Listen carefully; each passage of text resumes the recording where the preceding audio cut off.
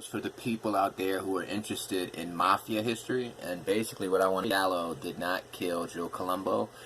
Right here you'll see some news clippings from the early 60s during the time when the Gallos broke away from the Profaci Colombo family, and basically the news media was reporting every single detail about what was going on.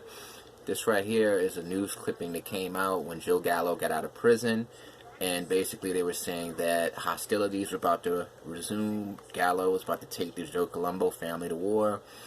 This is an article that came out after Joe Colombo died, talking about how Joe Colombo was questioned after talking about how Joe Gallo was questioned after Joe Colombo's death.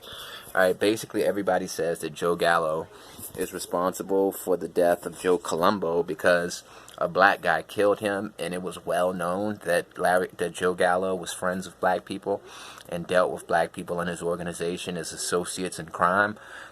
Well, first of all, there were other people in the Colombo family who were unhappy with Joe Colombo, and everybody in the Colombo family and everybody in La Cosa Nostra, everybody in the mafia knew that Joe Gallo was friends with black people. So if they wanted to bump off Joe Colombo, all they had to do was pin the blame on Gallo, because the newspapers were covering the war before he went to prison, and when he came out, the newspapers were predicting that the war was going to start again. So all you had to do was get a black guy to kill Joe Colombo, and you would get away with it because everybody would blame Joe Gallo. And I think it's sad that all of the documentaries and everything that came out on television about Joe Gallo pretty much confirms that he's the one who did it. I mean, Joe Gallo was out only for a couple of months when he got killed. Colombo got killed in 71, Gallo got killed in 72, 11 months later. He got out of prison in 71. So it's like, why would he come out of prison on parole? The newspapers are constantly talking about the war. The newspapers are even talking about the fact that he associates people. They're talking about the fact that while he was in prison, he was making friends with black people, and he actually filed a complaint to the Bureau of Prisons because they were giving him grief about hanging out with black people.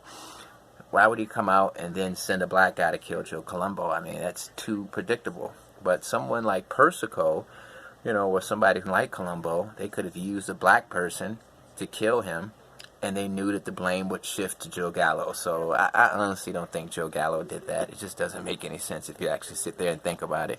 He wasn't some mindless killer. He was a guy that was interested in making money. He was a guy who was hanging out with celebrities. He was a guy that was thinking about being an author.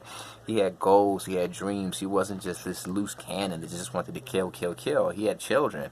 But, it just goes to show you how the media can successfully paint a picture of somebody, and people run with it.